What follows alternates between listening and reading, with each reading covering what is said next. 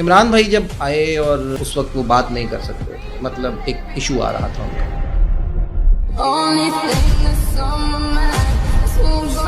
उनको उनके डॉक्टर्स ने मशवरा दिया कि आप हॉर्स राइडिंग, इतनी तेजी से उन्होंने मेरे पास राइडिंग सीखी।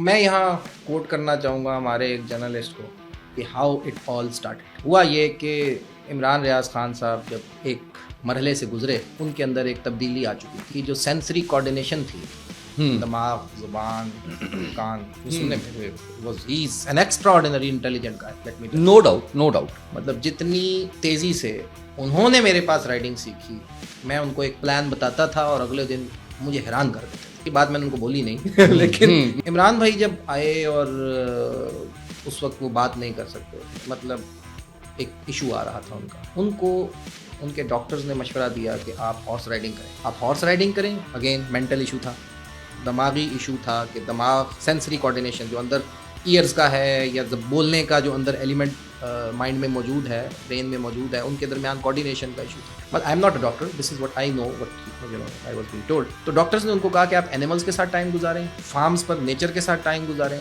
और साथ में राइडिंग करें। तो वो आए, उन्होंने राइडिंग शुरू की और दिनों में तब्दीली आई और मैंने अपनी आंखों के सामने कहा अली भाई मैं ठीक हो गया। वो एकदम से उनका ये मामला जो है वो रिकवर किया और इसमें बड़ी शानदार सक्सेस स्टोरी है। हॉर्स राइड, यही तो मतलब ये क्यों कह रहा हूँ कि ये बेसिकली मेंटल हेल्थ को ग्रो कर रही है। फिजिकल हेल्थ इसका बाय प्रोडक्ट है, ये मत सोचें। आप सल्लल्लाहु अलैहि वसल्लम ने तलकीन फरमाई है, ऐसे तो नहीं की कि तीरंदाजी सीखो, राइडिंग सीखो और स्विमिंग सीखो। तो इमरान भाई को मैंने ये आइडिया पिच किया कि मुझे लगता है कि मैं टीच कर सकता हूँ, सो प्लीज़ टेल मी। उस वक्त एक इस्लामिक पर्सपेक्टिव से पॉडकास्ट हुई, मैंने कहा ये देखें, ये मैंने बात की है, तो टेल मी कि मैं क्या कर सकता हूँ। अच्छा जी, अगले दिन आए कि पहले भी बात सुने, एक होता है एक्टर और एक होता है करेक्टर।